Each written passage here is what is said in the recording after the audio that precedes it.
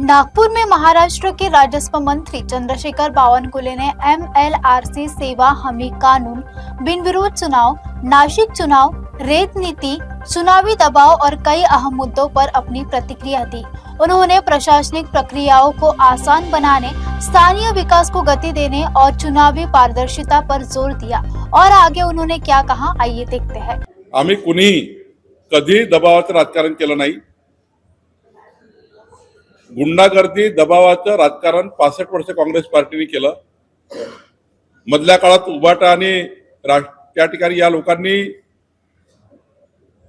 प्रचंड सरकारचा वापर करून गुंडशाहीच्या माध्यमातून निवडणुका लढल्या। या राज्यामध्ये एक तरी मतदार दाखवा किंवा एक तरी उमेदवार दाखवा ज्याच्यावर आम्ही या ठिकाणी जोर जबरदस्ती केली आहे। काहीतरी आपले लोक आपल्याला सांभाळता येत नाही आणि म्हणून लोकांवर आरोप करायचा। खरं तर मी तर आभार मानेल ज्या ठिकाणी निवडणुका बिनविरोध केल्या गेल्या त्या सर्वांचे, की आज ज्या पद्धतीने क्रायसिस आहे पेट्रोल डिझेलचा, त्या डिझेल पेट्रोलच्या क्रायसिस मध्ये त्यांनी समजदारी घेतली। कारण निवडणूक शेवटी संख्याबळावर आहे। नागपूरची निवडणूक सुद्धा 580 बीजेपी आणि 260 MUA कशी निवडणूक होणार आहे? एकतर्फीच आहे। काय फरक पडला असता नको केलीसी तर? याने फायदा असा होतो की आपल्याला जे राष्ट्रीय नुकसान होतं, पेट्रोल आहे, डिझेल आहे, गाड्या आहे, घोड्या आहे, या सर्व लागत नाही। त्यामुळे निवडणूक ही एकतर्फी झाली पाहिजे, निवडणूक ही बिनविरोधात झाली पाहिजे। मी सर्वांनाच अपील केली होती की बिनविरोध करून घ्या, कारण मतदान असलं पाहिजे। ज्या ठिकाणी अटीतटीची फाईट आहे त्या ठिकाणी आमचं म्हणणं नाही आहे, पण एक साईड निवडणूक आहे त्या ठिकाणी मात्र एकतर्फी झाल्या पाहिजे। आणि या ठिकाणी ज्या निवडणुका झाल्या आहेत बिनविरोध, त्या ठिकाणी वन साइड मतदान आहे। चंद्रपूरला वन साइड मतदान आहे, यवतमाळला वन साइड मतदान आहे, रायगडला, पुणे बीजेपी आणि राष्ट्रवादी एक केली तर 90% आम्ही आहोत। रायगडमध्ये एकनाथजी बीजेपी आणि राष्ट्रवादी एक केले तर 90% मतदान आहे। काय होणार आहे निवडणूक लढून? आणि त्यामुळे मला वाटतं या निवडणुका पारदर्शी झालेल्या आहेत।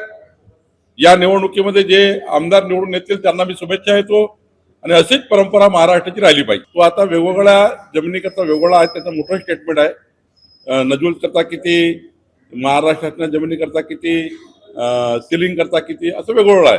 त्यामुळे अत्यंत कमी केलेलं आहे।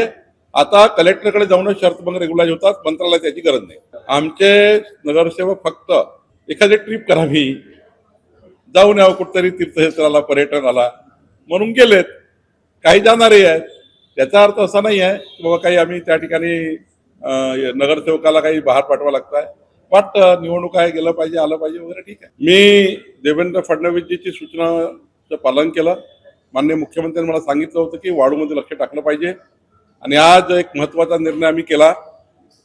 एकूण वाळू साठ्याच्या 10% वाळू ही स्थानिक वापराकरता, स्थानिक घरकुलाकरता, ज्या गावात घर बांधकाम होत आहे खाजगी त्यांच्याकरता ही राखीव ठेवण्यात आली आहे। आणि त्यामुळं राज्यातल्या घरकुलांना आता 5 ब्रास वाळू मोफत मिळणार आहे। खाजगी बांधकामाला 600 रुपये ब्रास देऊन मिळणार आहे आणि स्थानिक कुठलेही बांधकाम असेल गव्हर्नमेंट त्यांना सुद्धा 600 रुपये ब्रासने रेती मिळणार आहे। सोबतच या महाराष्ट्रामध्ये एमसँड क्रेशर लावण्याची पद्धती सुरू झाली आहे। आज जवळपास 12 क्रेशर उभे झालेले आहेत। प्रत्येक जिल्ह्यात 50 क्रेशर उभे करायचे, कारण उद्याच्या 5 वर्षांनी या राज्यामधली नैसर्गिक वाळू बंद होऊन, नदीतली वाळू बंद होऊन एमसँड, दगडावरची वाळू, गिट्टीवर तयार केलेली वाळू, त्याचा दर्जा ठरला गेला आहे। याच क्वालिटीची वाळू पाहिजे, त्याचं स्पेसिफिकेशन आहे, त्याचे क्रेशर वेगळे आहेत। आणि त्यामुळे या राज्यामध्ये प्रत्येक जिल्ह्यामध्ये 50 नवीन क्रेशर लावण्याची योजना सुरू झालेली आहे।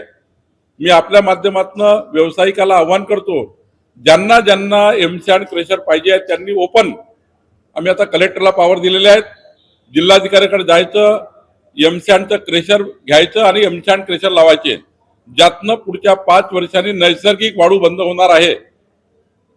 नदीची नाळू वाळू हे बंद होणार आहे।